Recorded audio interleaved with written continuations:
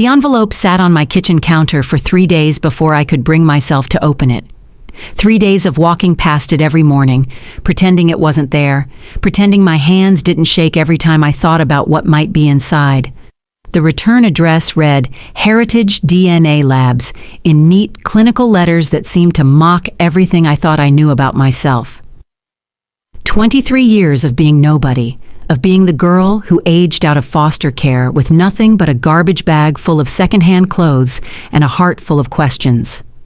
23 years of wondering why I was left on the steps of St. Catherine's Children's Home with nothing but a thin blanket and a note that said, "Please take care of her." And now, possibly answers. I picked up the envelope again, feeling its weight, heavier than paper should be, heavy with possibility or disappointment. Outside my cramped studio apartment, Seattle's rain hammered against the windows like it was trying to get in, trying to wash away my hesitation. The single light bulb flickered overhead, casting shadows that danced across the water-stained walls I'd tried to cover with discount posters from garage sales. This place, this life, it was all I'd ever known. Safe in its predictability, even if that predictability meant counting every penny, working double shifts at the diner, and falling asleep to the sound of sirens and arguing neighbors. But before I tell you what was in that envelope, before I explain how a simple DNA test destroyed and rebuilt my entire world, I need you to understand something. If you've ever felt invisible, if you've ever wondered if you matter to anyone at all, if you've ever looked in the mirror and asked, "Who am I really?" then this story is for you. Because sometimes the truth isn't just stranger than fiction. Sometimes it's powerful enough to rewrite your entire life. So please, if this resonates with you, share it with someone who needs to hear that they're not alone in feeling lost. Because I was lost too, until that envelope changed everything. My name is Emma, just Emma. For the longest time, I didn't even have a last name that felt real. The state gave me Ward, Emma Ward, Ward of the state. How's that for irony? The other kids at St. Catherine's at least had memories of parents, fuzzy recollections of better times before drugs or death or circumstances tore their families apart.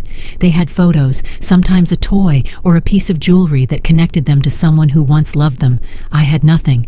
Sister Margaret, who ran the home, told me I was found on February 14th, Valentine's Day, wrapped in a blanket that looked expensive but had no labels, no clues. "Someone loved you very much," she'd say, trying to be kind. "They just couldn't keep you." But love doesn't abandon you on concrete steps in the middle of winter. Love doesn't disappear without a trace, leaving you to wonder every single day what you did wrong, what was so broken about you that even as a newborn, you weren't worth keeping. Growing up in the system teaches you things that no child should have to learn. You learn that foster parents come in two varieties: the ones who need the check more than they need you, and the rare ones who try but eventually realize that loving a damaged kid is harder than they thought. You learn to pack light because you never know when you'll be moved again. You learn to be grateful for hand-me-downs and expired food, to say thank you even when your stomach churns. You learn to be invisible in school because standing out, whether good or bad, only brings questions you can't answer. Where are your parents, Emma? Why don't you have baby pictures? Who's coming to your graduation? Nobody. The answer was always nobody. I aged out of the system at 18 with a high school diploma, a $500 check from the state, and absolutely no idea how to be an adult. You know what they don't tell you about turning 18 in foster care? There's no transition. One day you're a ward of the state, the next day you're on the street. Happy birthday, here's homelessness. I was lucky, if you can call it that. Sister Margaret bent some rules, let me stay at St. Catherine's for an extra month while I found a job. The Bluebird Diner hired me because Sal, the owner, had a soft spot for hard luck cases. "You show up on time and don't steal from the register, we'll get along fine," he said, and that was that. 5 years later, I was still there. Still serving coffee to truckers and tech workers, still living in the same studio apartment above the Chinese restaurant, still nobody. But I was surviving, and in my world, that counted as success. The DNA test had been a moment of weakness, or maybe hope.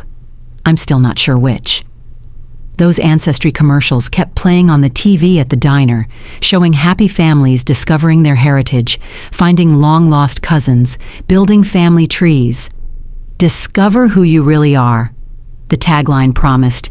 It was Black Friday, the kit was 50% off, and I'd just gotten my first ever small bonus from Sal. $60 to potentially find out where I came from. I could have bought groceries for 2 weeks with that money, but something inside me, some desperate, aching part that I usually kept locked away, whispered, what if? What if there was someone out there looking for me?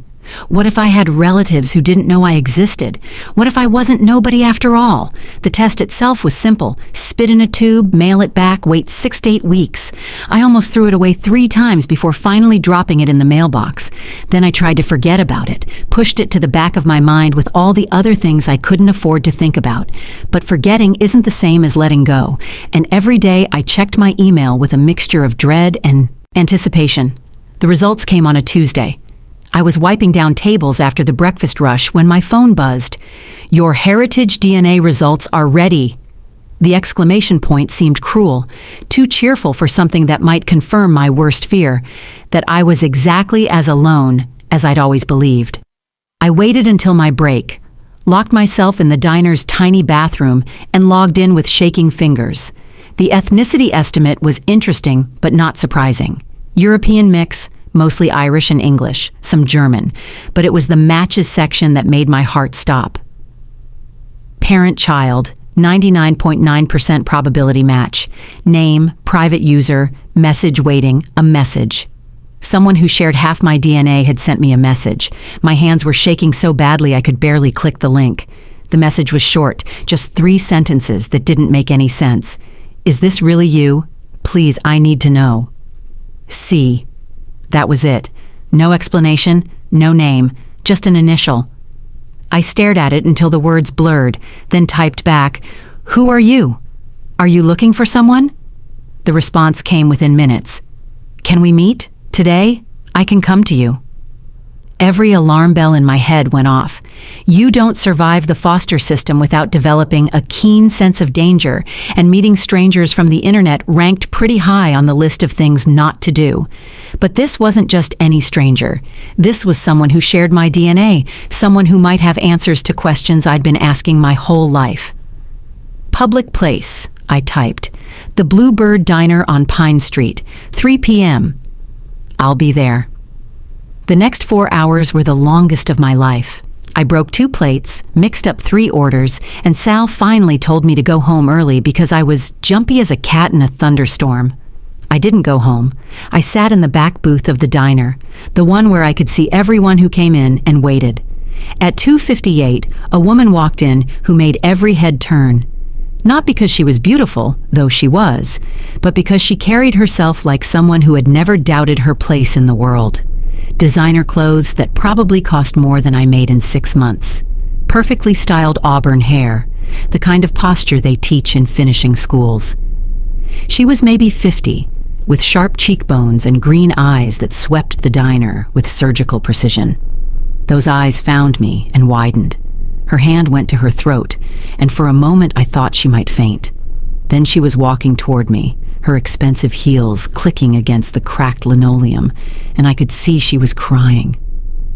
"Oh my God," she whispered, sliding into the booth across from me. "You look just like her." "Like who?" My voice came out strangled, barely a whisper. She pulled out her phone, swiped to a photo, and turned it toward me. I was looking at a picture of myself, except it wasn't me. The clothes were from the 90s. The photo was clearly old, but the face was mine. Same wild dark hair, same green eyes, same sharp chin that I'd always hated. "That's my sister," the woman said. "That's Lily. She disappeared 23 years ago." The diner noise faded to a low hum. 23 years. I was 23 years old. "I don't understand," I managed. "The DNA test. It said parent-child match." The woman, C, shook her head. "I used my daughter's account. I've been searching every database, every DNA site, hoping, but Lily's dead. She died 23 years ago." "Then how?" She died giving birth, C interrupted, her voice breaking, to a baby who supposedly died with her. But you're here. You're alive, which means... She reached across the table, her manicured fingers stopping just short of touching my hand. Which means they lied to us. They told us you both died, but you're here. You're Lily's daughter. You're my niece. The world tilted. I gripped the edge of the table, trying to anchor myself to something solid while everything I thought I knew spun away like leaves in a hurricane. That's not possible. I was abandoned, left at St. Catherine's. No one wanted me. No. The word came out fierce, almost angry. No, that's not true. We would have wanted you. We would have raised you, loved you, given you everything. But they told us you died. The hospital, the doctors, they all said you died with Lily. Who's we? She pulled back slightly, and something flickered in her eyes. Nervousness? Fear? I need to explain some things about our family, about why Lily ran away, about who we are. Just tell me. She took a breath, and when she spoke, her words shattered my world for the second time in 10 minutes. My name is Catherine Ashford. Our family, your family, we're the Ashfords, the pharmaceutical Ashfords. The Ashfords. Even someone like me, someone who lived on the margins of society, knew that name. Ashford Pharmaceuticals was one of the largest drug companies in the country, worth billions. Their CEO was always in the news, their drugs advertised on every channel. The Ashfords were American royalty, the kind of wealthy that meant your great-great-grandchildren would never have to work. That's not possible, I said automatically. I'm nobody. I'm a foster kid. I work in a diner. You're Lily's daughter, Catherine said firmly. That makes you an Ashford. That makes you my father's granddaughter. That makes you an heiress to one of the largest fortunes in America. I laughed. I couldn't help it. The sound came out hysterical, borderline unhinged. This is insane. This is actually insane. You've got the wrong person. The DNA doesn't lie, Catherine said gently, and neither do my eyes. You look exactly like her, like Lily. She was 20 when she got pregnant, 21 when we lost her. She'd run away from home 6 months earlier, said she couldn't stand the family anymore, the pressure, the expectations. She was staying in some artist commune in Portland, living with a boy my father didn't approve of. When she went into labor, something went wrong.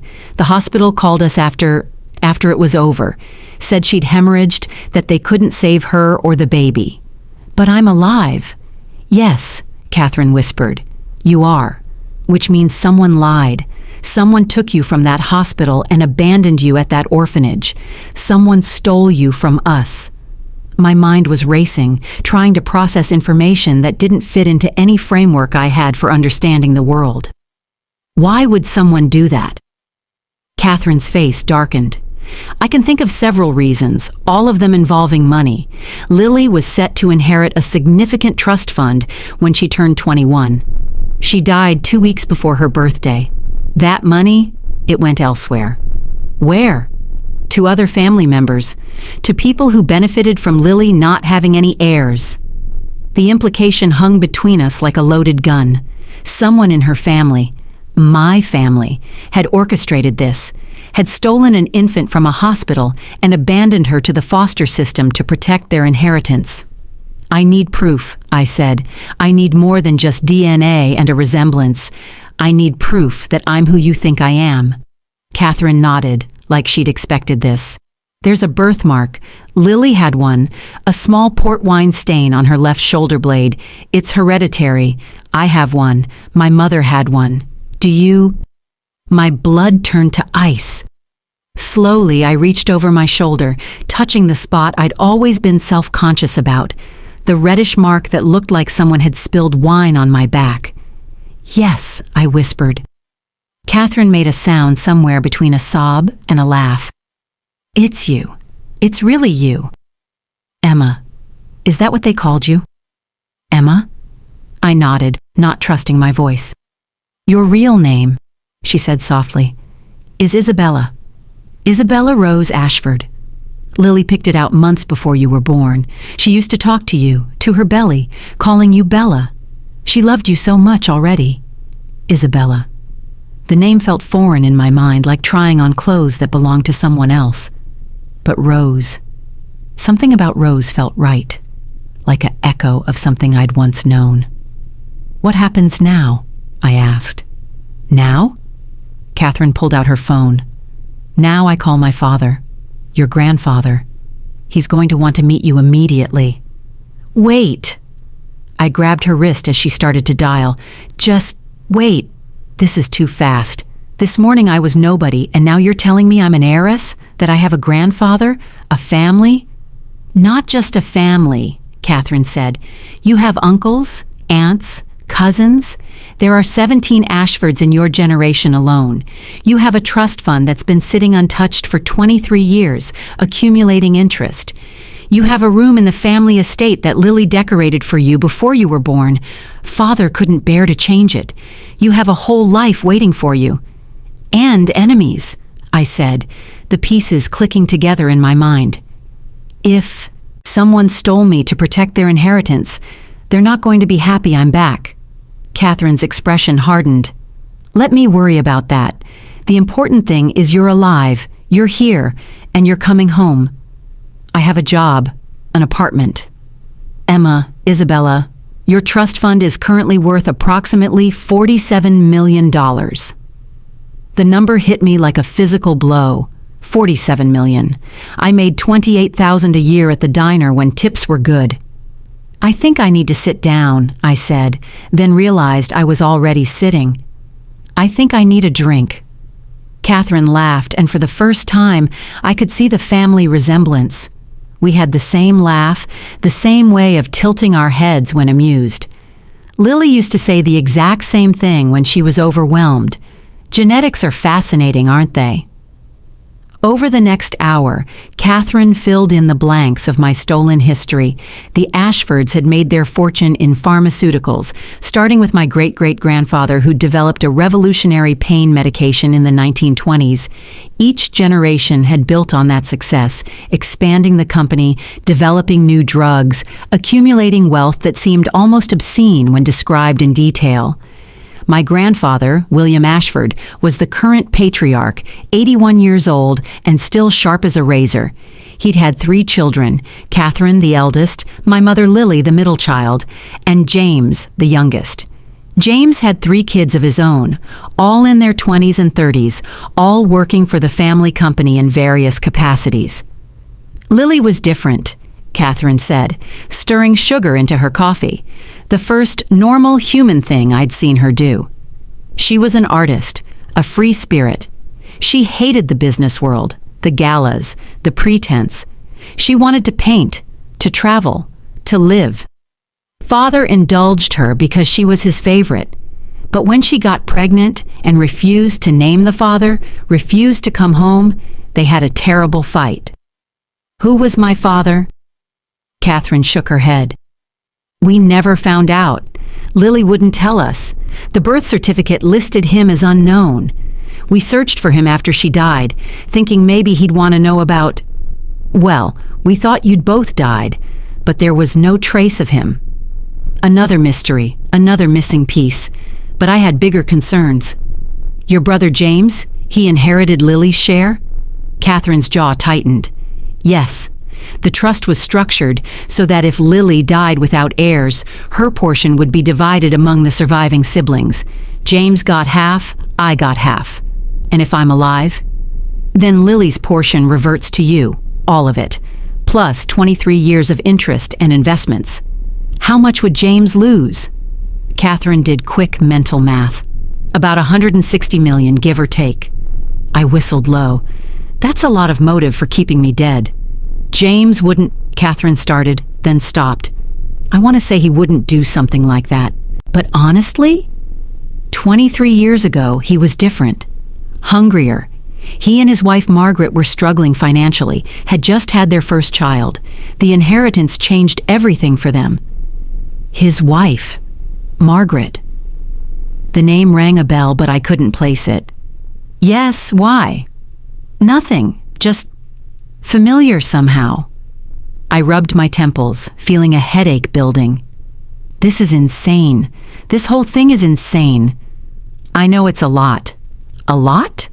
I laughed, but there was no humor in it. This morning, my biggest concern was whether I could afford to fix my car. Now you're telling me I'm worth millions, that I have a family who thought I was dead, and that someone, maybe my own uncle, stole me as a baby to protect their inheritance. That's not a lot. That's a complete rewriting of reality. Catherine reached across the table and this time took my hand. Her skin was soft, moisturized with products I'd probably never be able to pronounce. I know you're scared. I know this is overwhelming, but you're not alone anymore. You have me. You have a family. We'll figure this out together. Why should I trust you? The question came out harsher than I intended.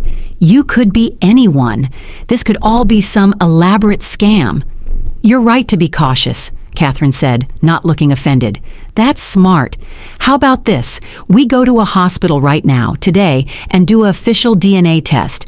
Doctor supervised, legally admissible. We can have the results rush processed, know for certain within 24 hours. In the meantime, I'll give you space to think, to process. I'll give you my lawyer's contact information, not the family lawyer, my personal one. You can verify who I am, who we are. Take your time. It was reasonable, more reasonable than I'd expected from someone who claimed to be from one of America's wealthiest families. Okay, but I'm not going anywhere with you until I know for sure. Of course. Catherine pulled out a business card, wrote something on the back, and slid it across to me. That's my personal cell. The other side has my office information. I'm the CFO of Ashford Pharmaceuticals. Google me. Google the family. Learn about us. And when you're ready, call me. She stood to leave, then paused. Can I ask you something? What was it like, growing up in foster care? The question everyone asked, the one I usually deflected with vague non-answers. But something about Catherine, maybe the fact that she might be my aunt, maybe the tears still glistening in her eyes, made me honest. Lonely, I said. It was lonely. Even in a house full of kids, even in crowded classrooms, I was alone, because everyone else had someone, somewhere, who chose them. Birth parents who couldn't care for them, adoptive parents who wanted them, foster parents who at least got paid to pretend. I had no one. I was the leftover, the one nobody claimed. Catherine's composure finally cracked. She sat back down hard, buried her face in her hands, and sobbed. Real, ugly sobs that made her mascara run and her shoulders shake.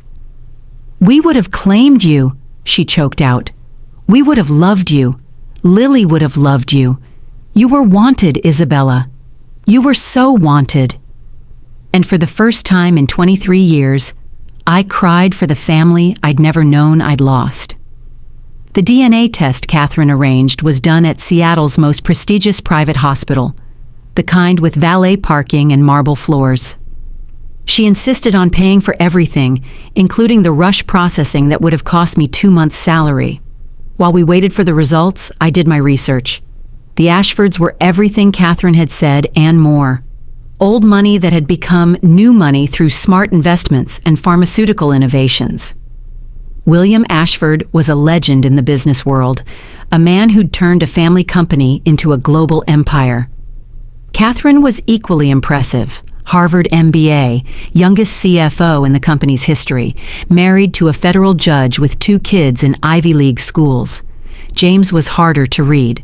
On paper, he looked perfect, COO of Ashford Pharmaceuticals, on the board of dozen charities, married to Margaret Ney Blackwood, another old money family, father to 3 successful children. But something about his photos bothered me. Maybe it was the way his smile never quite reached his eyes, or how in every family photo he stood slightly apart from the others. And then there was Lily, my mother. I found her obituary in the Seattle Times archives. Lily Rose Ashford, 21, died Wednesday from complications during childbirth. The Ashford Pharmaceuticals heiress was preceded in death by her infant daughter. Known for her artistic talents and free spirit, Lily was a graduate of Exeter Academy and was attending Reed College at the time of her death.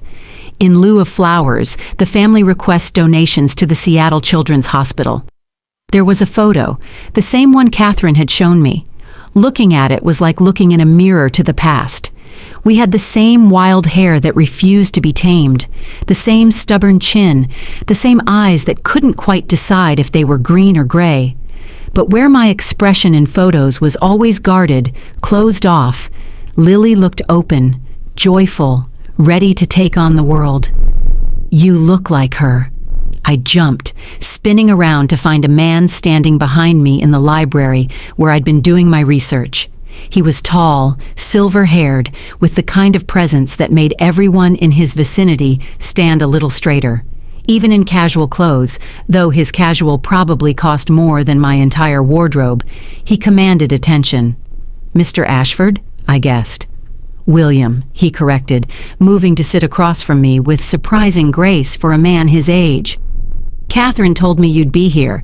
She said you needed time, space, but He paused, studying my face with an intensity that should have been uncomfortable, but somehow wasn't. I had to see for myself. "See what?"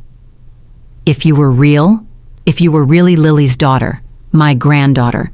The DNA test will confirm what my eyes already know," he interrupted. "You have her face, but more than that, you have her spirit. The way you hold yourself, defensive but not defeated. The way your hand goes to your hair when you're thinking, Lily did that too."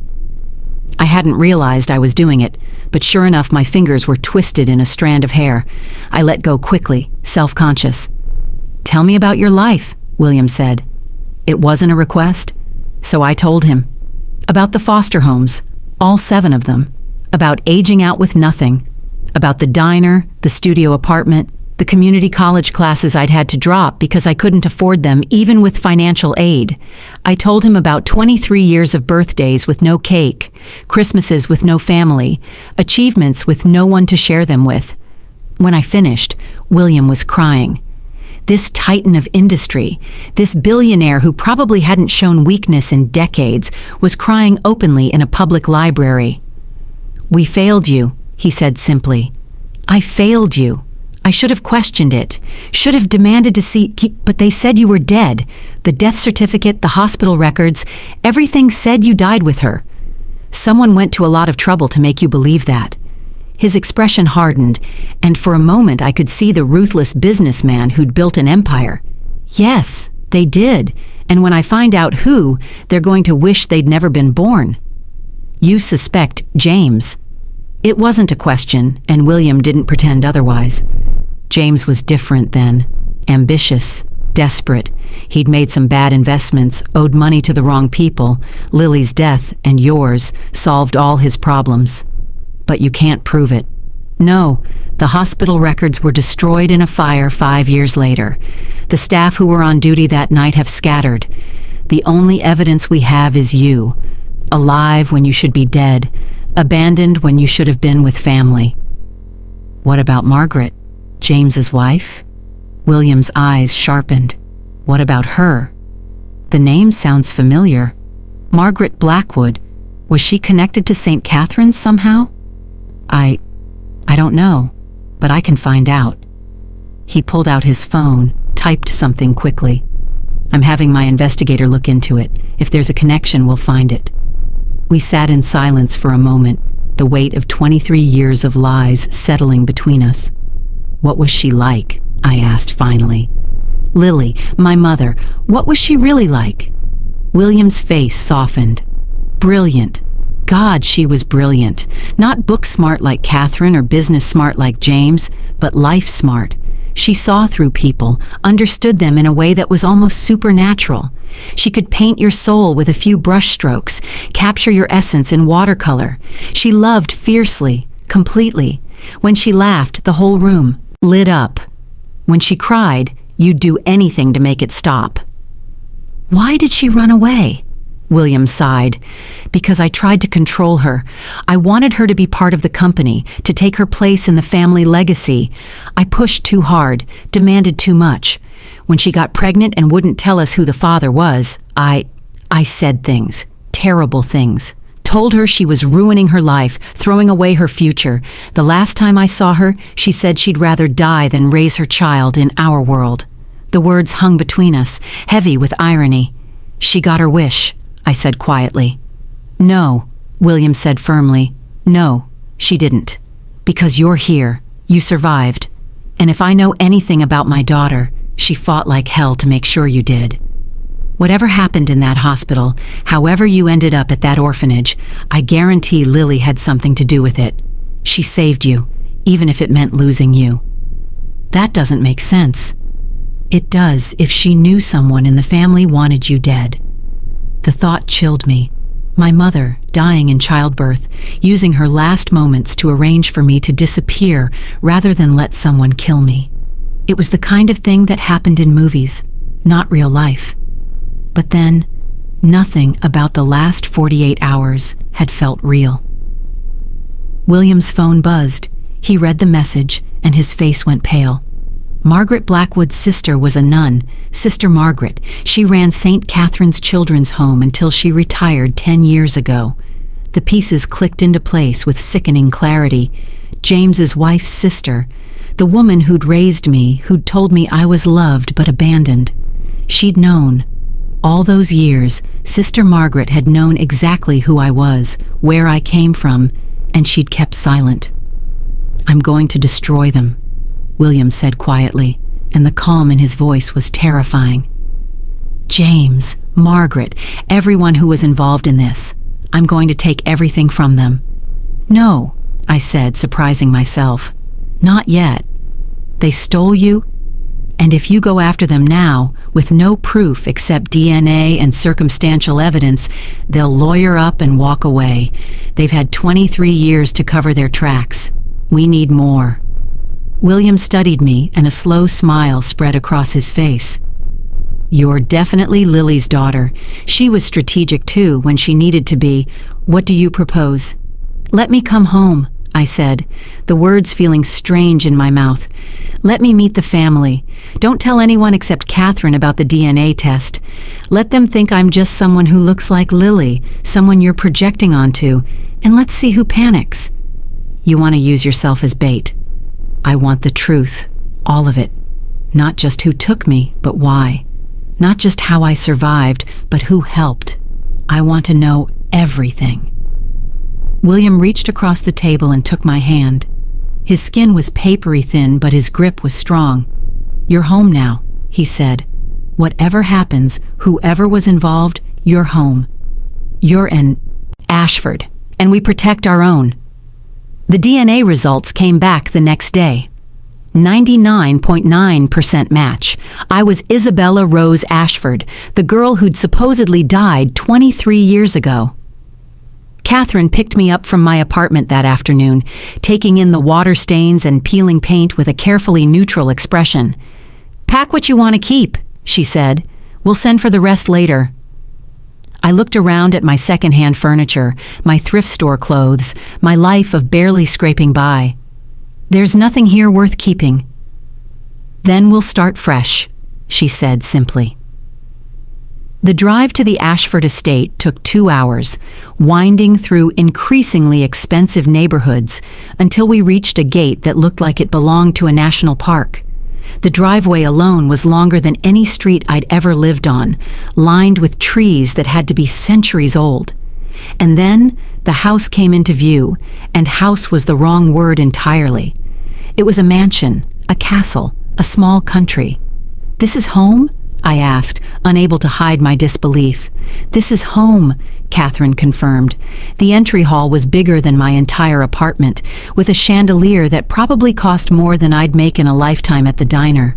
Family portraits lined the walls, generations of Ashfords looking down with the same sharp cheekbones and knowing eyes. We stopped at one near the end, newer than the others. That's from Lily's 18th birthday, Catherine said. The painting showed the whole family.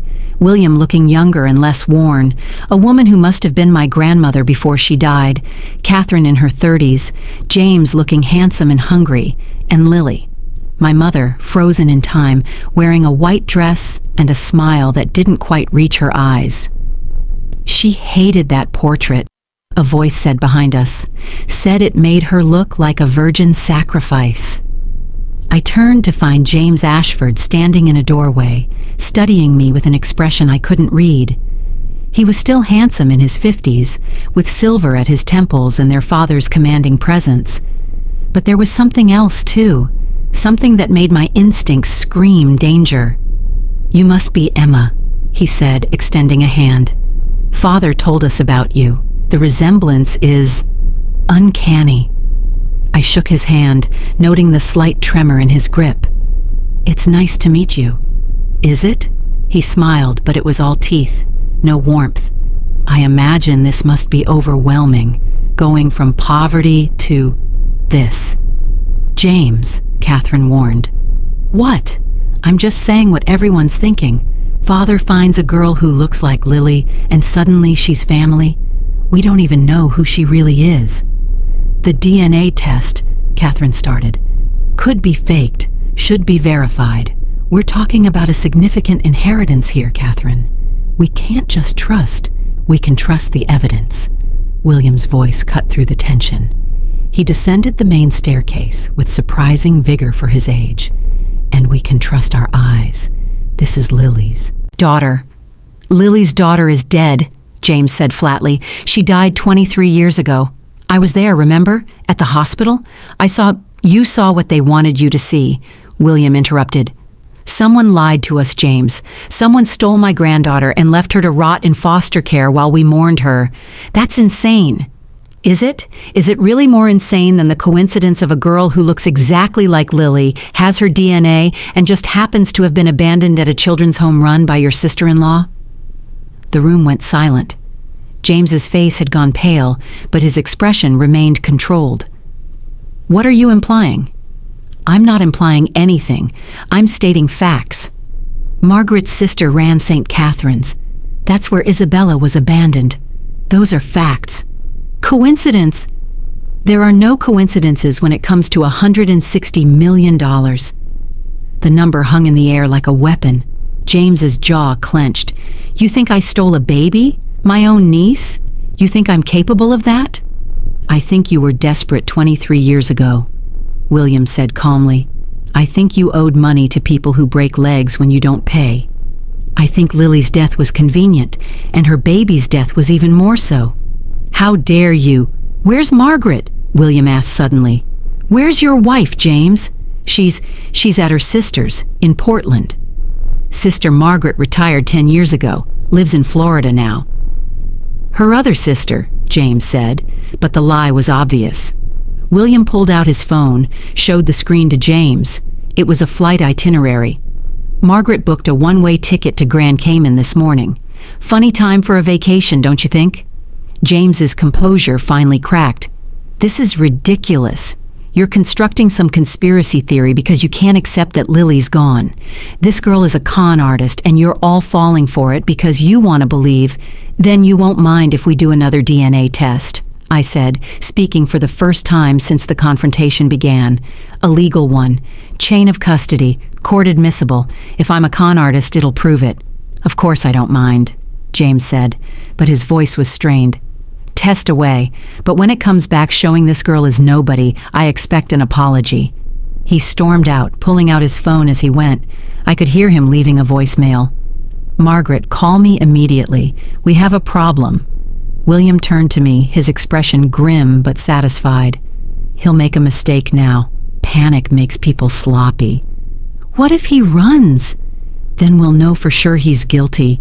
But James won't run. He's too proud, too convinced he's smarter than everyone else. He'll try to fix this, and that's when we'll catch him." Over the next few days, I settled into a life I couldn't have imagined.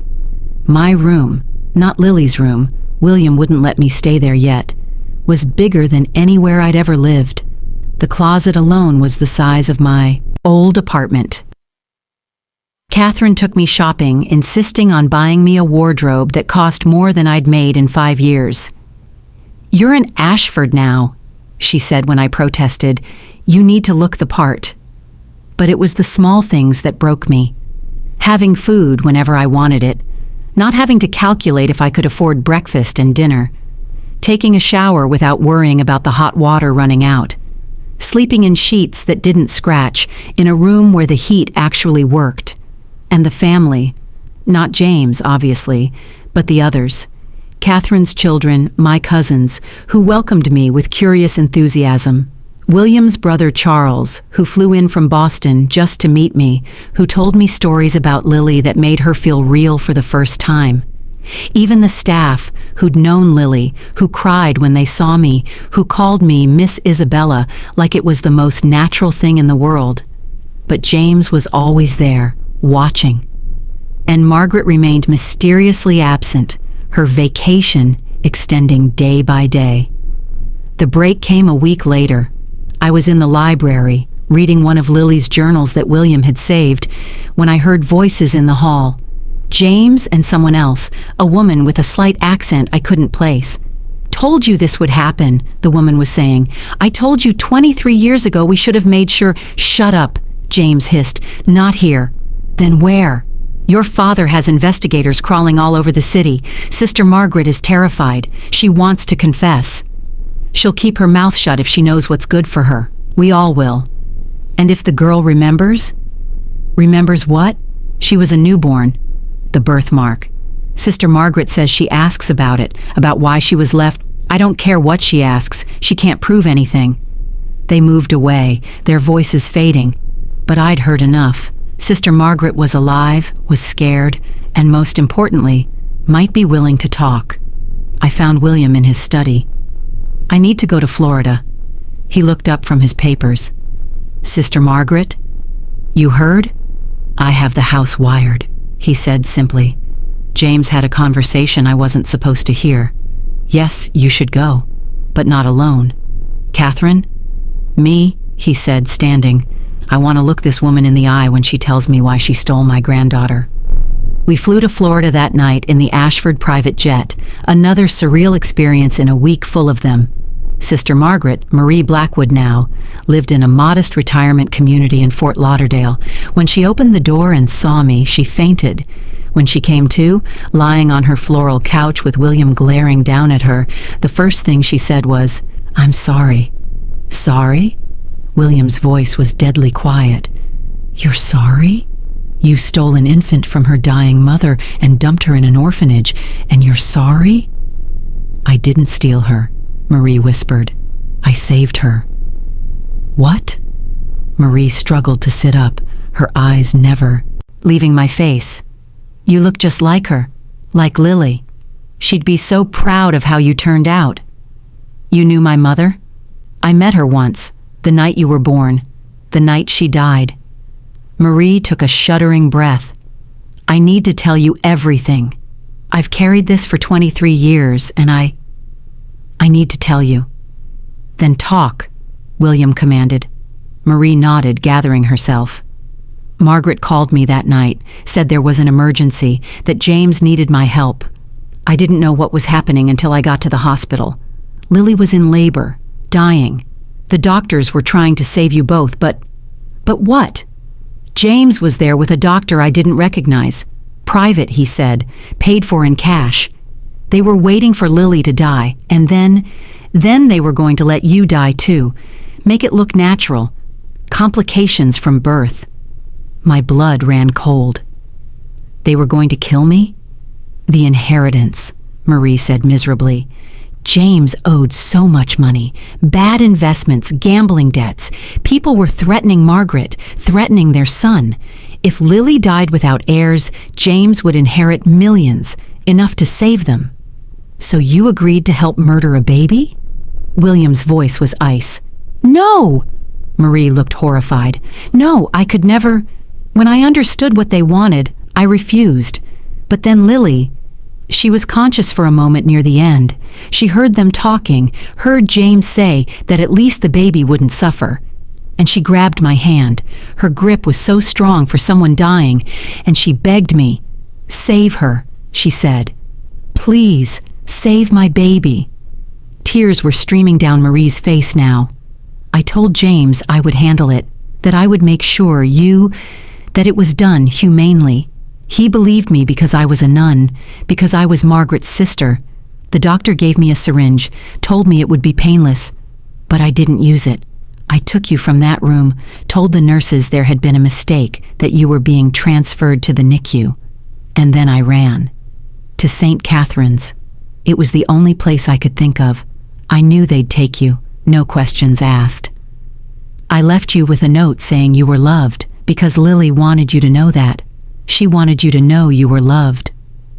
And then you raised me, I said slowly. You watched me grow up believing I was abandoned, unwanted, and you never said anything. How could I? If James knew you were alive, he would have found a way to finish what he started. And if I told you the truth, you would have gone looking for your family. Either way, you would have died. But James inherited anyway. Yes, they falsified the death certificate, bribed the hospital staff. Your grandfather was so devastated by Lily's death that he didn't question the babies. Why would he? Who could imagine someone would murder an infant for money? William stood abruptly, walking to the window. His shoulders were shaking. When he turned back, his face was terrible. You let me believe my granddaughter was dead. You let me mourn her for 23 years. To keep her safe. To protect your sister, William roared. To protect Margaret from being exposed as an accomplice to attempted murder. Yes, Marie admitted quietly. That too. Margaret was weak, not evil. She didn't know what James planned until it was too late. But she would have been implicated. She would have gone to prison. She deserves prison. Maybe. But Emma, Isabella, deserved to live. And she has. She survived. Barely, I said, my own anger finally breaking through. Do you have any idea what my life was like? Foster homes where I was beaten, starved, worse, aging out with nothing, nobody, working myself to exhaustion just to afford a roach-infested apartment. That's not living, that's surviving, and I barely did that. Marie flinched at each word. I'm sorry, I'm so sorry. I did what I thought was best. You did what was easiest, I corrected. For you, for Margaret, for everyone except me. What do you want me to do? Marie asked desperately. How can I make this right? William stepped forward. You can testify. You can tell the police, the courts, everyone exactly what James did, what he tried to do. I can't. Margaret fled the country this morning, William said coldly. She knew this was coming. She abandoned you just like you abandoned Isabella. Marie's face crumpled. She left? One-way ticket to Grand Cayman. She's probably setting up accounts, moving money, getting ready to run permanently. Then it's over, Marie said hollowly. 23 years of secrets, and it's over. Will you testify? I asked. Marie looked at me for a long moment, and I could see her making a decision. Yes, I'll tell them everything. It's time the truth came out. We flew back to Seattle that night with Marie's recorded confession. William's lawyers were waiting at the estate, along with federal investigators, apparently using a false death certificate to steal an inheritance qualified as wire fraud across state lines. James was arrested at dawn. The footage would later show him being led out in handcuffs, still in his silk pajamas, screaming about frame jobs and conspiracies. Margaret was arrested in Grand Cayman, caught trying to board a private yacht with $2 million in cash. The trial was a sensation. Billionaire baby theft, the headlines screamed. Heiress hidden in foster care for decades. The story was picked up nationally, internationally. Everyone wanted to know about the girl who'd gone from serving coffee to inheriting millions. But the media attention wasn't the hard part. The hard part was the family. Some of them welcomed me completely. Catherine never left my side during the trial, fierce and protective. William publicly declared me his heir, had his lawyers fast-track the inheritance paperwork. Even James's children, my cousins, chose to support me over their father, horrified by what he'd done. But others were skeptical, distant relatives who saw their potential inheritances shrinking, board members who questioned if a former foster kid could handle the responsibilities of being an Ashford, society matrons who whispered about my unfortunate background at galas I was suddenly expected to attend. The hardest part was Lily's room. William finally took me there a month after James's arrest. It was exactly as she'd left it, painted in soft greens and golds, canvases stacked against the walls, brushes still in jars like she might come back any moment. And in the corner, a nursery area she'd set up, a crib with hand-painted roses on the headboard, a mobile of stars and moons, a rocking chair with a quilt she'd been making, unfinished, the needle still stuck through the fabric. "She loved you," William said softly. "Before you were born, she loved you. She used to sit in that chair and sing to you, tell you about all the places she'd take you, all the things she'd teach you." I picked up a photo from the dresser, Lily, heavily pregnant, painting in a garden. She was laughing at something off camera, one hand on her belly, paint streaked across her cheek. She looked so young, so alive, so completely unaware that she had weeks to live. "I wish I could have known her," I said. "You did," William replied. "For 9 months, you knew her, her voice, her heartbeat, her love. And in her last moments, her only thought was saving you. That's how much she loved you." I started crying then, really crying, for the mother I'd never known and the life that had been stolen from us both. William held me while I sobbed. This billionaire grandfather I'd never known existed, and for the first time in my life, I felt what it was like to be comforted by family. James was convicted on multiple counts of fraud, conspiracy, and attempted murder. He got 40 years, essentially a life sentence for a man his age. Margaret pled guilty to lesser charges in exchange for testimony and got 15 years. Marie Blackwood was given immunity in exchange for her cooperation. The inheritance was more overwhelming than the trial.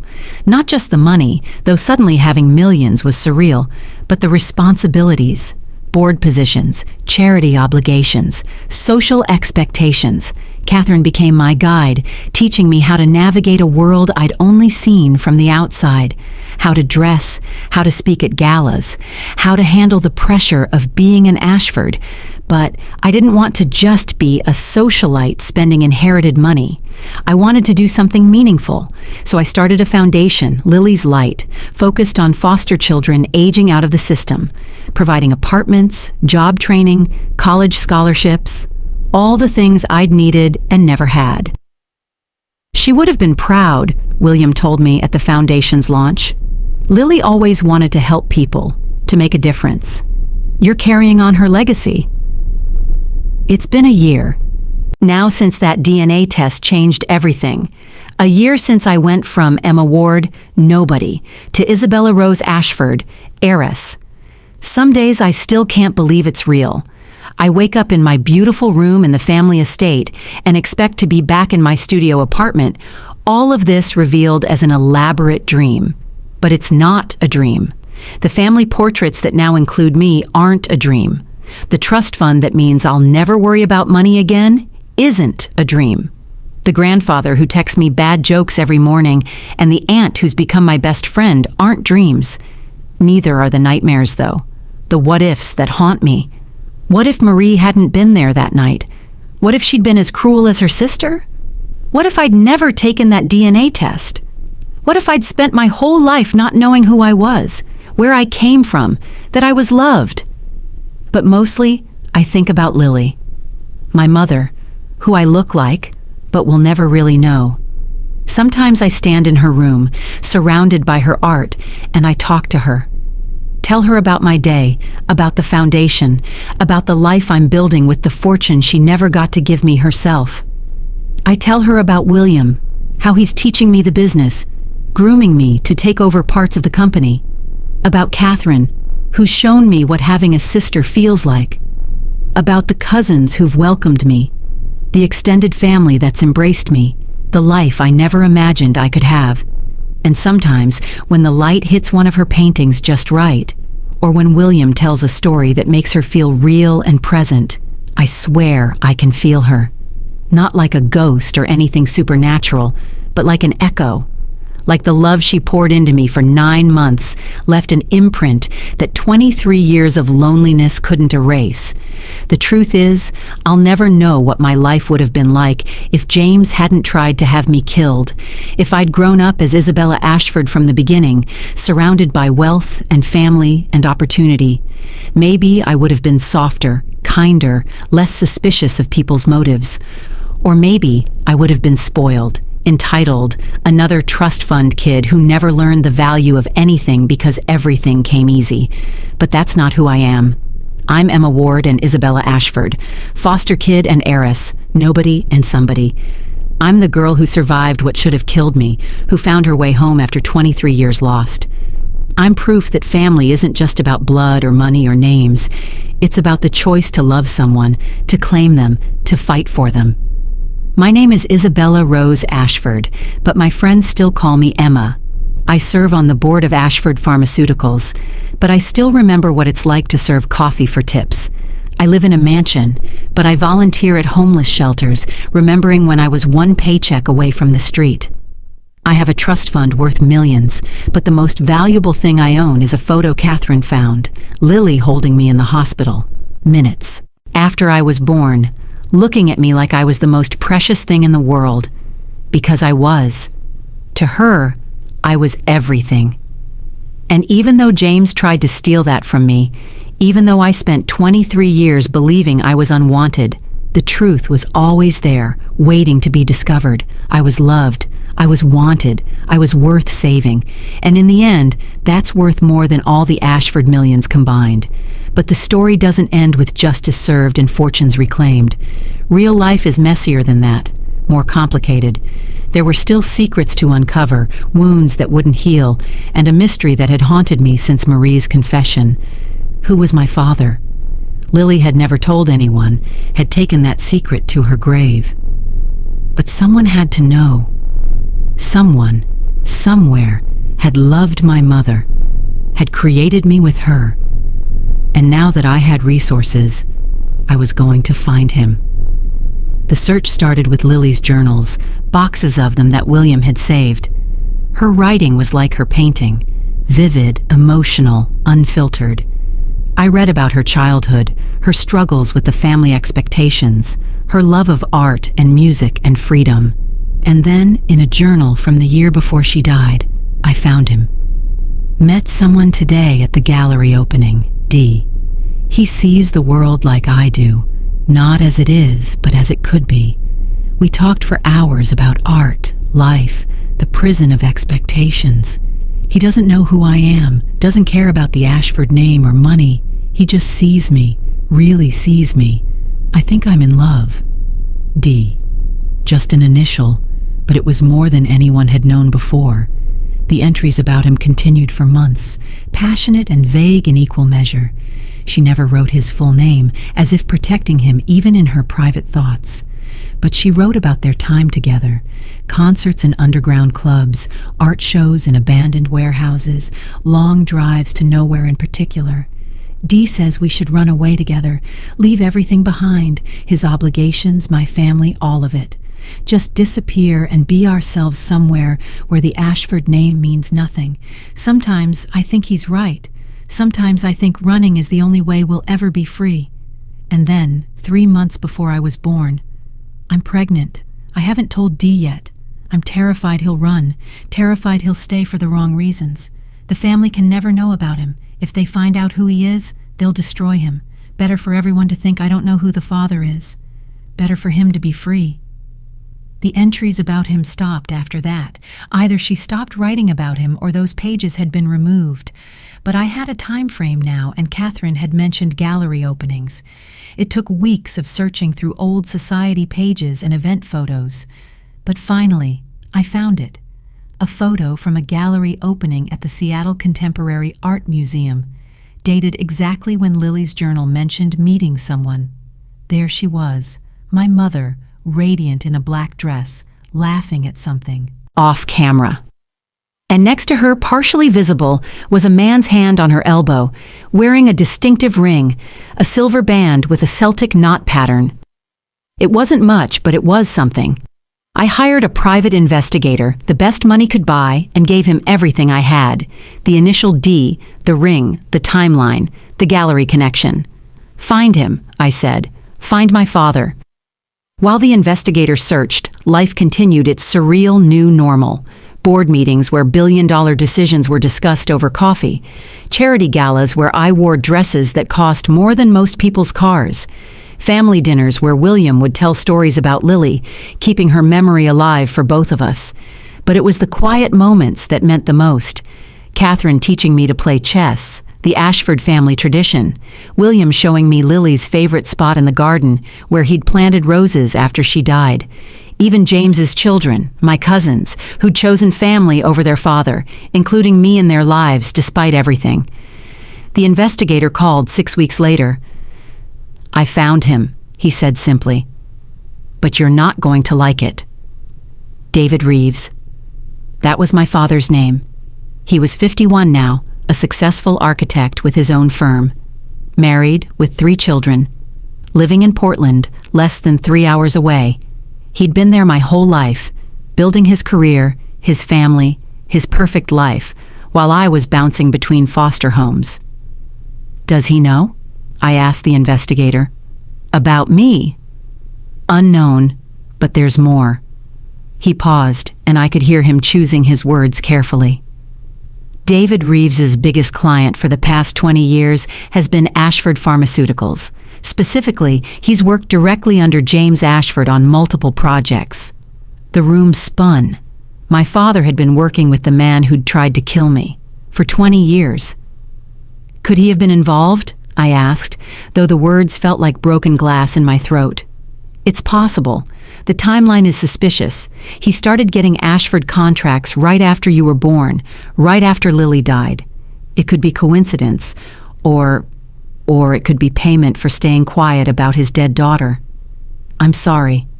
I hung up and sat in Lily's room, surrounded by her art, trying to make sense of this new betrayal. Had my father known I existed? Had he known what James planned? Had he traded my life for architectural contracts? There was only one way to find out. I didn't tell William or Catherine. This was something I needed to do alone. I drove to Portland on a Tuesday, dressed in my old clothes from my previous life, trying to be invisible. David Reeves's office was in a gleaming building downtown, all glass and steel and modern angles. His own design, according to the website. The receptionist didn't question when I said I had an appointment. Maybe it was the Ashford confidence I'd learned to project. Or maybe she was just bad at her job. Either way, I found myself standing in David Reeves's office, looking at the man who'd helped create me. He was handsome in that distinguished older man way, with salt and pepper hair and eyes the exact shade of green as mine. He looked up from his drafting table, clearly expecting someone else, and froze. "Lily?" he whispered, the color draining from his face. "No," I said quietly. "Her daughter." The pencil in his hand clattered to the floor. He stood slowly, like sudden movements might make me disappear. "You're supposed to be dead." So he had known. He'd known about me, and he'd believed I was dead. "Supposed to be," I agreed. "But I'm not. I'm very much alive, no thanks to you. I don't understand. James said, the hospital said—" "James tried to have me killed," I said bluntly. "A nun saved me, hid me in foster care. I've been nobody for 23 years while you've been here, building your perfect life on Ashford money. Blood money. My blood." "No." David shook his head violently. "No, that's not—" "I didn't know. I swear I didn't know. Lily was going to tell her family about me, about us, after you were born. But then she died, and they said you died with her, and I couldn't even claim her body. I couldn't go to her funeral. I was nobody to her, officially, just some boy she'd slept with. But James knew who you were." David's jaw clenched. He figured it out. Came to me a week after she died. Said he knew about Lily and me, knew I was the father. Said if I ever told anyone, if I ever tried to claim you, claim your body, he'd destroy me. And then he offered me a contract, a big one. Said it was what Lily would have wanted, for me to be successful, to move on. And you took it. What else could I do? David's voice broke. You were dead. Lily was dead. Nothing I did would bring either of you back. So yes, I took the contract. And the next one, and the next. I built my company on Ashford money, built my life on the grave of my first love and our child. I'm not proud of it. Your wife, I said. Your children, do they know? No. How could I tell them? How could I explain that before them, before this life, I had another family that died, that I've been taking money from the man who might have killed them? Who did kill them, or tried to? James is in prison now for attempted murder, among other things. David sank into his chair, looking every one of his 51 years. I loved her, he said quietly. I loved Lily more than I've ever loved anyone. We were going to run away together, start over somewhere new. And then she got pregnant and everything changed. She pulled away, said it was to protect me from her family. I should have fought harder. I should have insisted on being there. Maybe if I had, she wouldn't have died. Maybe you wouldn't have grown up in foster care, been abused, neglected, forgotten. Yeah, maybe. He flinched at each word. I'm sorry. I'm so sorry. If I had known you were alive. You'd have what? Fought the Ashfords? Risked your career, your new family? Or would you have taken more money to stay quiet? I don't know, he admitted, and at least that was honest.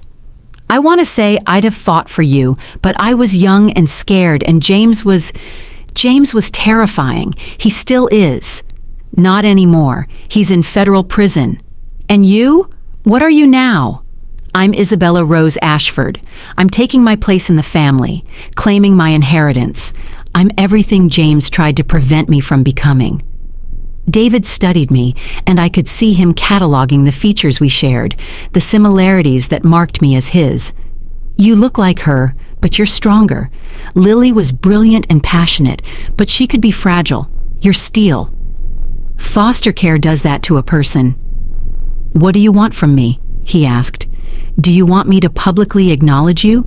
To tell my family? I will, if that's what you need. I thought about it. Part of me wanted to destroy his life the way mine had been destroyed. Make him lose everything, feel what it was like to be abandoned. But looking at him, this broken man who'd loved my mother and lost her, who'd been living with 23 years of guilt and grief, I realized he was already punished. He'd punished himself every day since Lily died. I want the truth, I said finally. I want to know about her, about your time together. I want to know who my mother really was, not just the Ashford heiress or the family rebel, but the woman you fell in love with. I can do that, David said eagerly. I have things, letters she wrote me, photos from our time together. I've kept them hidden, but would you like them? Yes. He stood, went to a safe behind a hideous modern painting, and pulled out a box.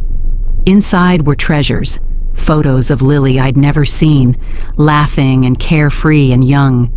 Letters in her handwriting, full of love and dreams and plans for a future that never came. A ultrasound photo, the first picture ever taken of me. She was so happy when she found out, David said, touching the ultrasound gently. Scared, but happy. She said you were going to be amazing, that she could already feel how special you were. I was crying, I realized, crying for the parents who'd loved me, for the life we should have had together, for all the things James had stolen from us. Keep them, David said, pushing the box toward me. They belong to you. What about your family? They'll never know. Some secrets are worth keeping. He paused. Unless, do you want to meet them? Your half-siblings? The thought was tempting, but complicated. Not yet. Maybe not ever. They have their life. I have mine. but I need you to do something for me. Anything.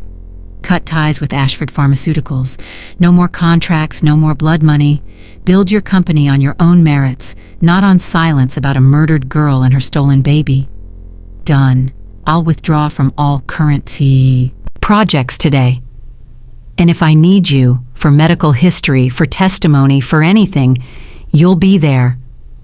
Always, he promised. I failed you once. I won't fail you again. I left his office with the box of memories, feeling strangely lighter. Another piece of the puzzle had fallen into place, another secret revealed. My father wasn't a villain, just a coward, a man who'd chosen safety over truth, survival over justice. I couldn't forgive him. That wasn't mine to give, but I could understand him. The drive back to Seattle felt like traveling between worlds, from David Reeves's carefully constructed life to my new reality as an Ashford.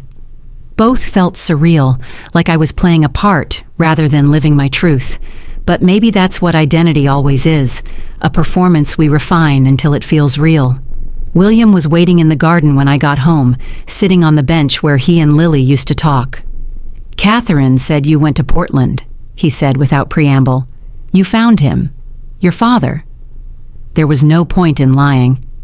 David Reeves, he designed the new lab building, the corporate offices in San Francisco. "I know who he is." William's voice was carefully neutral. "I suspected after Lily died.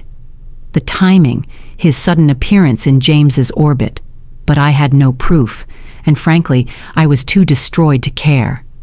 He loved her. Did he? Love would have protected her, would have been there when she needed him most. He was young and scared. So was Lily." William turned to look at me. "But you're not angry at him. Why?" I thought about it, trying to articulate the complex emotions David Reeves had stirred up. Because anger takes energy, and I've been angry my whole life.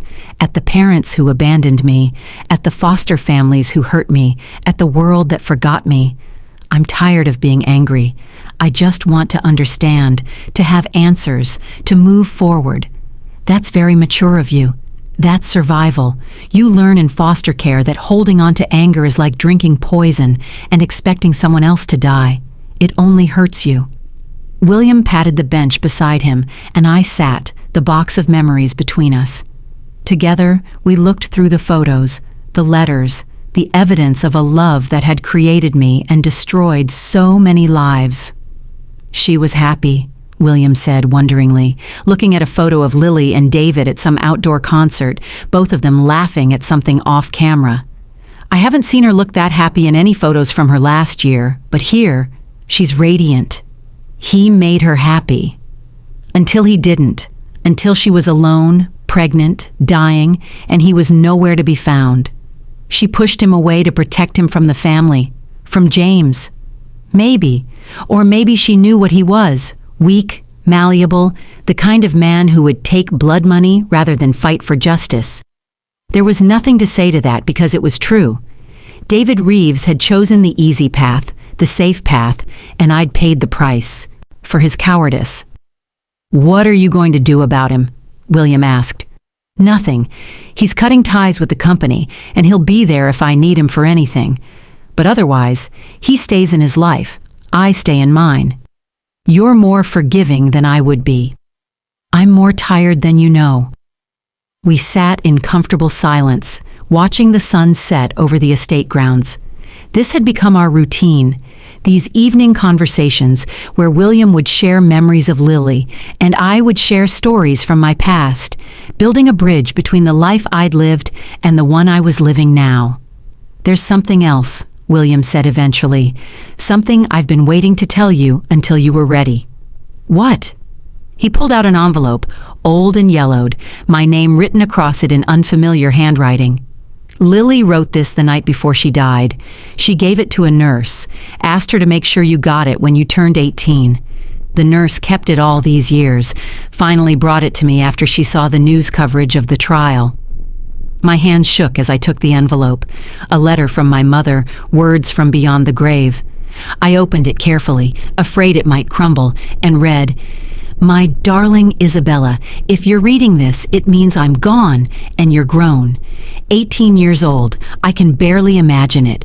Right now, you're still inside me, kicking up a storm. You've been active all day, like you know something's about to happen. I don't know what your life has been like. I hope you were raised by my family, that my father spoiled you rotten, that Catherine taught you to be strong, that you know every day how loved you are. But I have a feeling, call it mother's intuition, that things might not go as planned. If you're reading this and you don't know who I am, if you've grown up wondering why you were given away, please know this: you were wanted. You were loved from the moment I knew you existed. You were the best thing that ever happened to me. I'm not perfect.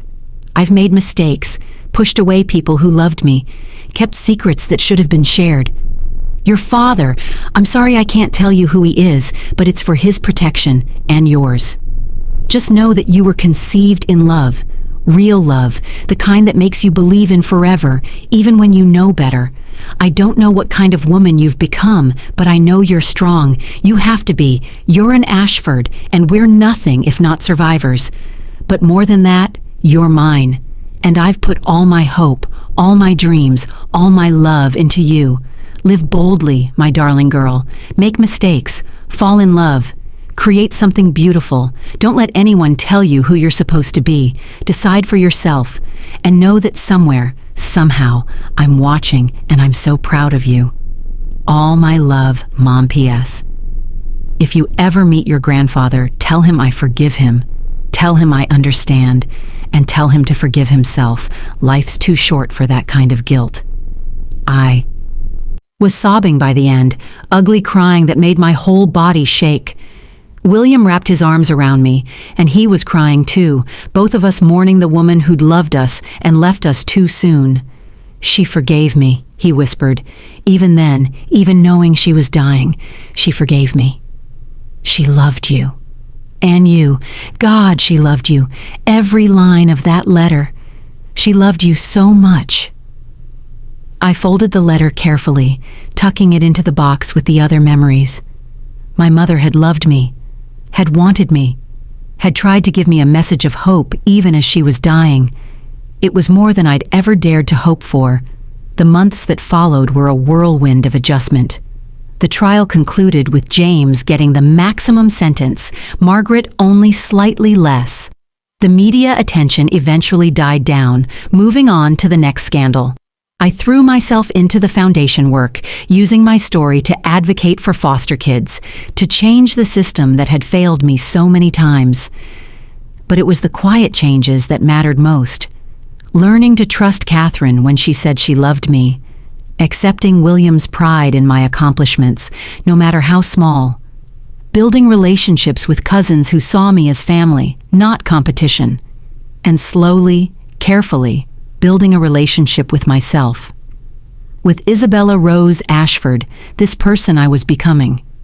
She wasn't Emma Ward, the foster kid who'd survived on spite and determination, but she wasn't entirely the Ashford heiress either, comfortable with wealth and privilege. She was something in between, something new. I kept serving at the diner one day a week, despite William's protests.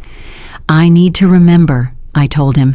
I need to stay connected to who I was, or I'll lose myself in who I'm supposed to be. Sal understood. You're still you, he said, watching me serve coffee to the regulars who'd known me before. Just with better shoes. He wasn't wrong. The designer heels Catherine had bought me were definitely more comfortable than my old worn sneakers.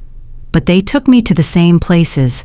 Homeless shelters where I volunteered, community colleges where I spoke about aging out of foster care, courtrooms where I testified about the need for reform. You're making Lily's name mean something, William said, after one particularly powerful speech to Congress about foster care reform. You're giving her a legacy she'd be proud of.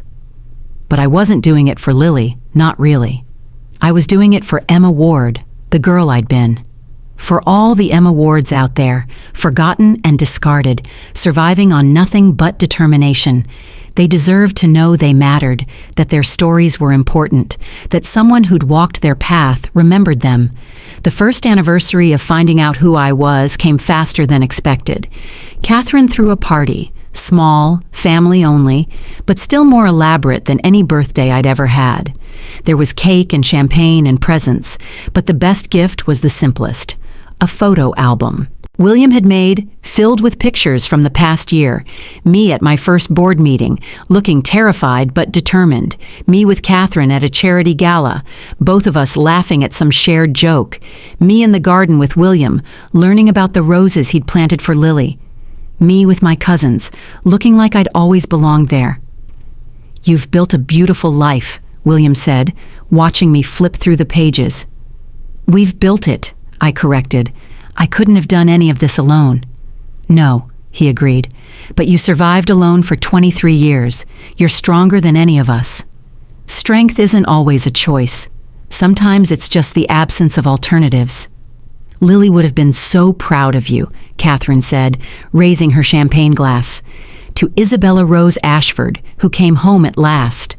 "To Lily," I countered, raising my own glass, "who saved me even as she was dying." "To family," William added, "in all its complicated, messy, imperfect glory." We drank, and for the first time in my life I felt complete. Not perfect, not healed, but whole. The girl who'd been thrown away had found her way home, had claimed her birthright not just in money but in love, in belonging, in identity. But life has a way of throwing curveballs when you least expect them. The next morning, as I was having breakfast with William, my phone rang. Unknown number, but something made me answer. "Isabella?" The voice was old, cracked, barely above a whisper. "Yes? This is Sister Margaret. Marie. I'm dying. Cancer. Days, maybe hours. But I need to tell you something. Something I should have told you months ago." "What?" "Your mother didn't die from childbirth complications. She was murdered, and I know who did it." The world stopped. Everything I thought I knew, every truth I'd accepted, crumbled with those words. "Who?" I managed to ask, though I could barely breathe. "Come quickly," she whispered. "Come alone. Trust no one, not even family, especially not family." The line went dead. I looked at William, who was watching me with concern. "Everything all right?" "I need to go to Florida," I said, my mind racing. "Marie, Sister Margaret, she's dying. I'll come with you." "No," I said quickly. Too quickly. "No, I need to do this alone. She wants to apologize again. Make peace. It's personal." William didn't look convinced, but he nodded. "Take the jet. Be careful." I was in Florida 3 hours later, racing through the hospice center where Marie was spending her final days. She was barely recognizable, cancer having stripped away everything but the essentials, but her eyes were clear, urgent. "Lock the door," she whispered. I did, my heart pounding. "Lily was murdered," she said without preamble. "The hemorrhaging wasn't natural. Someone gave her something, caused the bleeding. I saw the autopsy report before it was changed." "Who?" "I don't know for certain. But that night, there was someone else there. Someone who shouldn't have been. Someone who had access to the drugs that could cause that kind of bleeding." "Who?" I repeated, my patience fraying. "Catherine." The name hit me like a physical blow. "No, that's not possible. Catherine loves me. She's been nothing but—" "Catherine was there that night. She had as much to gain as James from Lily's death. Maybe more. She was always the responsible one, the one who should have been the heir. But Lily was the favorite. Lily got everything Catherine wanted." "You're lying." "I'm dying," Marie corrected. "What would be the point of lying now? I've carried this suspicion for 23 years, but I could never prove it. Catherine was too smart, too careful, but she was there, Isabella. She was there when Lily died, and she had the means and motive to kill her. She's been like a mother to me. The best place to hide is in plain sight. The best way to control a threat is to keep it close." My mind raced through the past year. Catherine's immediate acceptance, her fierce protection, her constant presence. I'd thought it was love, but what if it was surveillance? What if she'd been watching me, making sure I never found out the truth? "The DNA test," I said suddenly. "She arranged it. She brought me into the family. Because she had to. You'd already done the commercial test. It was only a matter of time before you found them. Better to control the narrative, to be the hero who reunited you with your family than to be exposed later." "But James tried to kill you, yes, but did he kill Lily? Or did Catherine let him take the fall for that too?" I thought about James's protests at his arrest, his insistence that he was being framed. We'd all dismissed it as desperation, but what if there was truth mixed in with his lies? "I need proof," I said. Marie reached under her pillow, pulled out a flash drive. The original autopsy report, before it was altered, and security footage from the hospital that night. "I've held on to it all these years, too afraid to use it. But you're stronger than I ever was. You'll know what to do." I took the drive with trembling hands. "Why didn't you tell me before?" "Because I wasn't sure. Because Catherine seemed to genuinely love you. Because I hoped I was wrong. But I'm dying, and you deserve the complete truth, even if it destroys everything you've built." She was right. The truth, no matter how painful, was better than living a lie. I'd done that for 23 years. I wouldn't do it again. "Thank you," I said, standing to leave. "Isabella," Marie called weakly. "Be careful. If Catherine killed once to protect her position, she'll kill again. Don't confront her alone. Don't give her the chance to make you disappear." I nodded and left, the flash drive burning in my pocket. The flight back to Seattle was the longest of my life. I watched the clouds pass below and tried to reconcile the Catherine I knew, warm, protective, loving, with the possibility that she'd murdered my mother. But the more I thought about it, the more things made sense. Catherine's immediate DNA test arrangement, her constant presence during the investigation, the way she'd guided me away from certain questions, certain lines of inquiry, even her hatred of James. Was it real, or was it performance, letting him take the fall for crimes they'd both committed? I didn't go back to the estate. Instead, I went to my old apartment, the one I'd kept despite William's protests. I needed somewhere safe, somewhere Catherine wouldn't think to look, while I reviewed the evidence. The autopsy report was damning.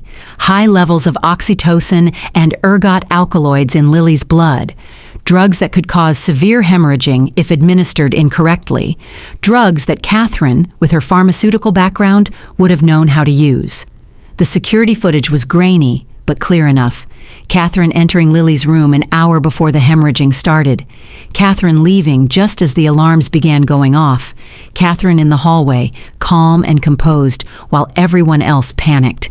But the most damning evidence was a single frame where Catherine was caught disposing of something in a medical waste bin. A syringe, maybe. The murder weapon. I sat in my empty apartment, surrounded by the ghosts of my old life, and tried to decide what to do. I could take this to the police, but Catherine was smart. She'd have explanations, alibis, ways to throw doubt on evidence that was 23 years old. Or I could confront her directly, but Marie was right.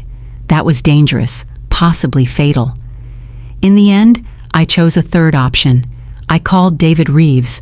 "I need your help," I said without preamble, "and you're going to give it to me because you owe me 23 years of father-daughter moments." To his credit, he didn't hesitate. "What do you need?"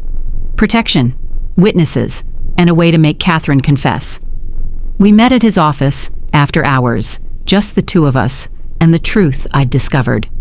David went pale as he reviewed the evidence, his architect's mind seeing the structure of Catherine's crime. "My God," he whispered, "she killed Lily. She actually killed her. And let James take the fall for all of it." "What's your plan?" I told him, and he listened without interrupting. When I finished, he was quiet for a long moment. "It's dangerous," he said finally. "Everything about my life has been dangerous. At least now I get to choose my risks." "I'll help," he said. Whatever you need." What I needed was theater, a performance that would make Catherine reveal herself, and I knew exactly how to do it. I returned to the estate the next evening, acting normal, talking about Marie's death and her final apologies. Catherine was sympathetic, supportive, the perfect aunt. It made my skin crawl, but I played along. "I've been thinking," I said over dinner, just Catherine, William, and me, about expanding the foundation. Marie left me some money, guilt money, I guess, and I want to use it to investigate cold cases, missing children who might have been trafficked or illegally adopted. Catherine's hand stilled on her wine glass. "That's admirable." "I've already hired a team," I continued, watching her carefully. "Former FBI, specializing in historical cases. They're starting with hospital records from the 90s and 2000s. Amazing what they can find with modern technology." "Is that so?" Catherine's voice was carefully neutral. "Oh yes, DNA databases, facial recognition, digitized records. They've already found 3 cases of babies supposedly dying, but no bodies ever being properly processed. Can you imagine? Parents told their children were dead, but no real proof." William leaned forward, interested. "Like what happened with Isabella?" "Exactly like that.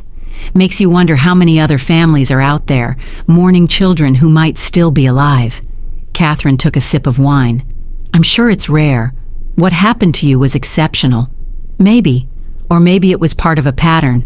The investigators are particularly interested in cases where large inheritances were involved. Follow the money, right?" "Right," Catherine agreed, but there was something in her eyes now. Calculation, concern. I pushed harder. "They're also reopening some death investigations. Apparently, there were several suspicious deaths at Seattle General in the late 90s and early 2000s. Women dying in childbirth from hemorrhaging, but with unusual toxicology reports. Childbirth has always been dangerous," Catherine said. "True, but some of these cases, the women had things in common. Wealthy families, complicated inheritances, and in 3 cases, the same attending physician signed off on the deaths." "Who?" William asked. I pulled out my phone, pretended to check notes. "Dr. Marcus Chen. Ring any bells?" Catherine went very still. "No. Should it?" "He was your mentor, wasn't he?" I asked innocently. "When you were getting your pharmaceutical certification, I found a photo of you two at a medical conference in 1999. "I knew a lot of people in the medical field," Catherine said carefully. "Of course, it's probably nothing. But the investigators want to interview anyone who knew him. He died 5 years ago, car accident, but his records survived. Patient files, personal notes, they're going through everything." Catherine stood abruptly. "I need some air." She left, and William looked at me with concern. "Are you all right? You seem tense." "Just tired. It's been an emotional few days." "Why don't you get some rest? We can talk more tomorrow." I nodded and headed to my room, but I didn't sleep. I waited, phone in hand, for the trap to spring. It didn't take long. At 2 a.m., my door opened silently. Catherine slipped in, closing it behind her. In her hand was a syringe. "I really did love you," she said quietly. "You have to know that. Everything I did for the family, for the company, for the legacy." I sat up slowly, my hand finding the panic button David had installed on my phone. "You killed her. You killed my mother." Lily was going to destroy everything. Running off with that boy, having a baby out of wedlock, rejecting the family name. She would have sold her shares, dissolved her trust, given everything away to chase some bohemian fantasy. Generations of work, gone. "So you murdered her." "I saved the family. I saved the company. Do you have any idea how many people depend on Ashford Pharmaceuticals? How many jobs? How many life-saving medications? Lily would have destroyed all of it for her selfish desires. And me? Was I just collateral damage?" Catherine's face softened slightly. "You were never supposed to exist. And when you did, when James decided you needed to die too, I couldn't. You were innocent. So I let Marie take you, hide you. I thought you'd have a different life, a better life, away from all this. I had a horrible life. I suffered every single day. I know, and I'm sorry. When you came back, when I saw what had become of you, I tried to make it right. Everything I've done this past year has been genuine. The love, the support, all of it. Except for the lying about murdering my mother part. We all have our sins, Isabella. The question is whether we let them define us or whether we rise above them. Is that what you're doing with that syringe? Rising above? Catherine looked at the needle in her hand as if surprised to find it there. You know too much. That investigation you mentioned, it's real, isn't it? You've already found something. I found everything. The autopsy report, the security footage, Dr. Chen's notes about the special project you had him help with. Then you know I can't let you expose this. It would destroy everything. The company would collapse. William would be devastated. The family would be ruined. The family is already ruined, built on blood and lies. Built on sacrifice and pragmatism, Catherine corrected. Lily was one person. The company helps millions. It's simple math. Is that what you're going to tell yourself when you kill me? That it's for the greater good? I'm going to tell myself that you had a reaction to a new medication. Tragic, but it happens. Your history of trauma, the stress of the past year, no one would question it. She stepped closer and I pressed the panic button. Nothing happened visibly, but I knew David had received the signal. He and his security team were already in the house, waiting. Before you do this, I said, stalling for time, tell me one thing. Did James know? Did he know you killed Lily? Catherine laughed bitterly. James was too focused on his own schemes to notice mine. He thought Lily's death was divine providence, saving him from bankruptcy. He never questioned it, never suspected. Just like he never suspected I was the one who made sure you surfaced when you did. I knew the DNA test would lead you to us eventually. Better to control when and how. So you threw him under the bus. He threw himself. He did try to have you killed after all. I just made sure he took the fall for everything else too. You're a monster. I'm a survivor. Just like you. She raised the syringe. I'm sorry, Isabella. I really did want this to work out differently. The door burst open. David stood there with 2 security guards, all of them armed. Step away from my daughter. Catherine spun, the syringe falling from her hand. David? What are you... We recorded everything, I said, holding up my phone. Your confession to murdering Lily, to framing James, to planning to kill me. It's over, Catherine. She looked between us, calculating, then made a break for the window. But she was 50 years old and wearing heels. The security guards had her on the ground in seconds. You don't understand, she said desperately as they restrained her. I did it for the family, for the legacy. Lily would have destroyed everything. Lily would have lived, William said from the doorway. We all turned. He stood there in his pajamas, looking every one of his 81 years. His face was devastated, destroyed, the face of a man who'd lost everything he'd believed in. William, Catherine started. I heard everything, he said quietly. I've been listening since Isabella came back from Florida. I had the room bugged. I hoped it wasn't true. Father, you're not my daughter, William said, his voice breaking. My daughter would never... Lily was your sister. Isabella is your niece. How could you? Because someone had to make the hard choices, Catherine screamed, all composure finally gone. Someone had to protect what you and grandfather and great-grandfather built. You were too soft, James was too stupid, and Lily was too selfish. I was the only one who understood what needed to be done. You understood nothing, William said.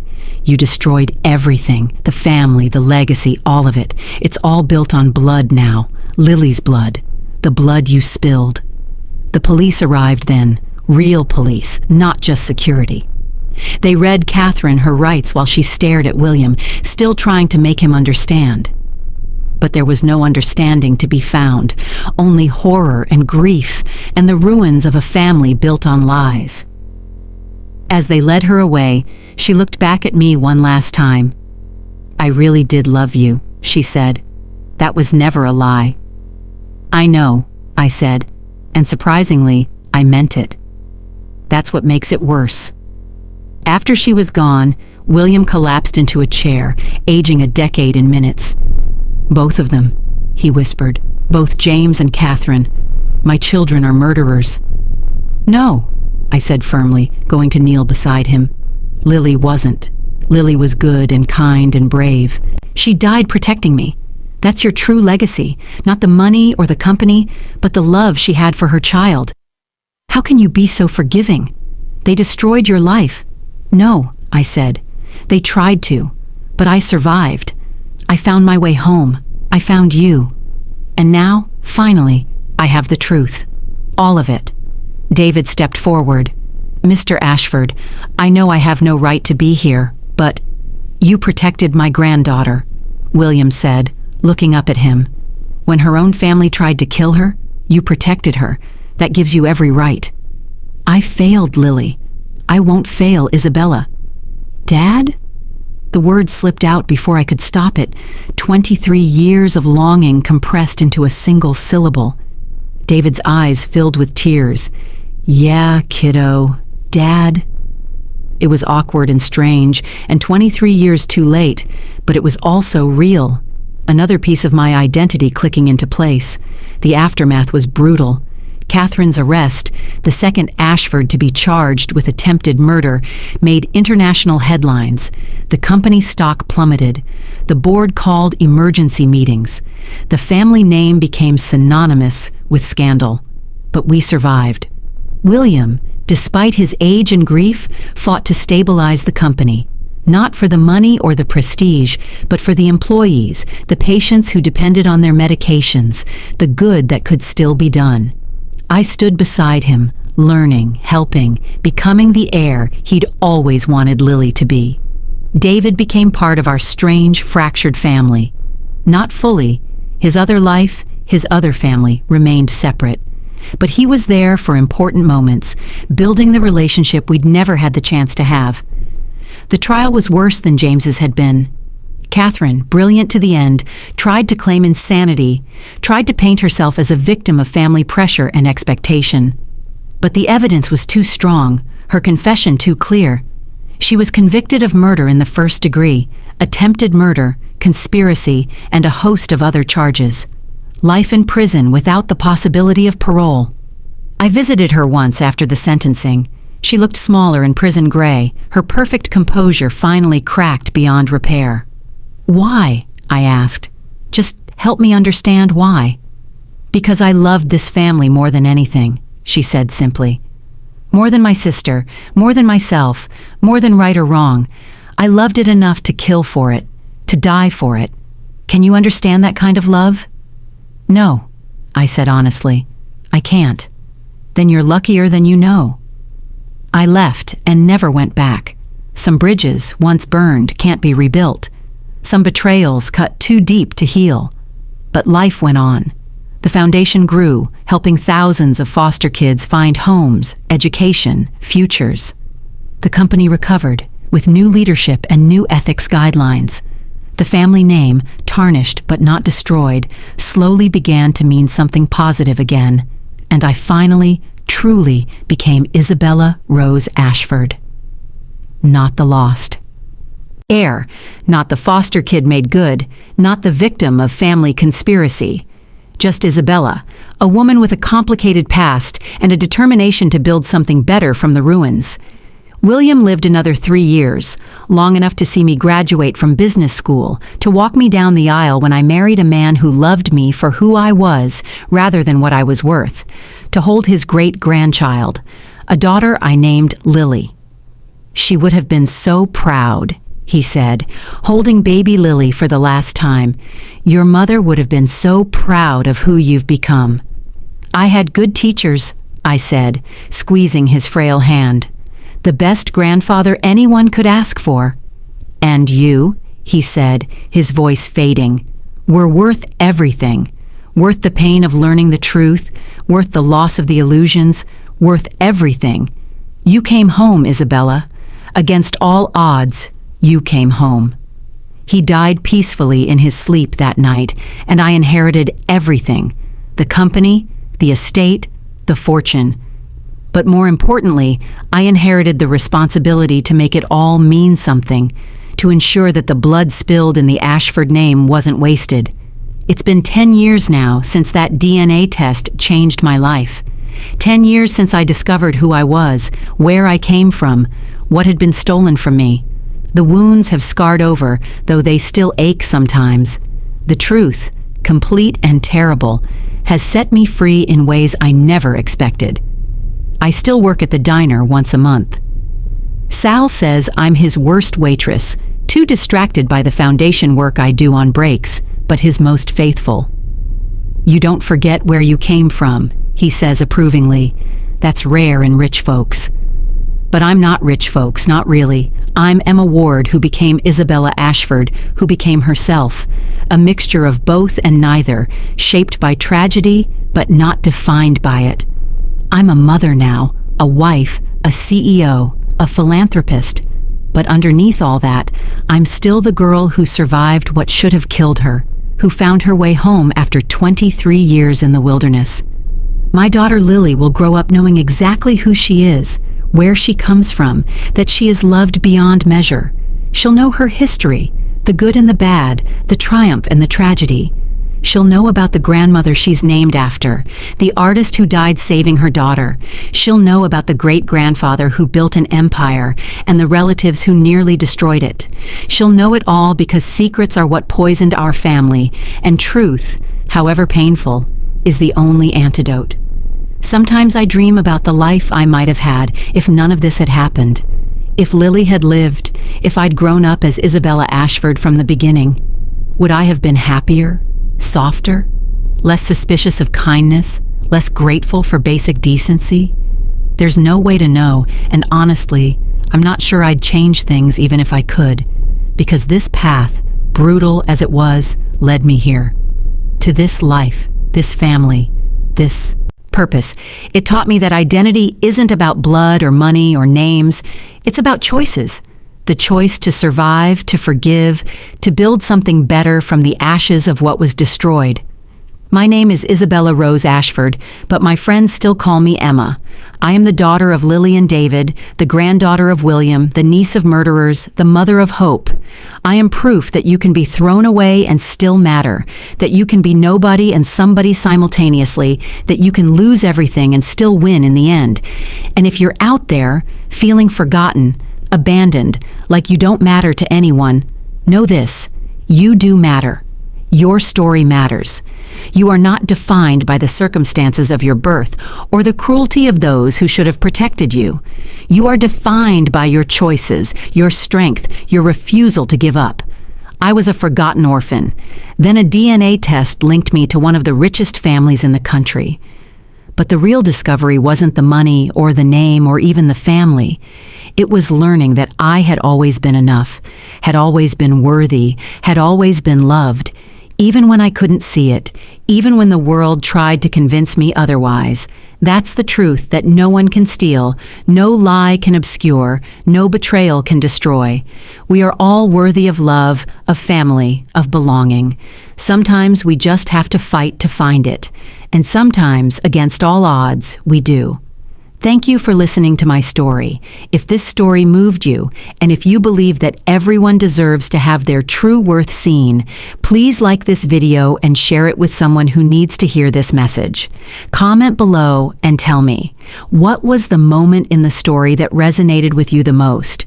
And if you want more powerful stories about finding your strength and overcoming the odds, make sure to subscribe to the channel and turn on notifications. You won't want to miss what's next.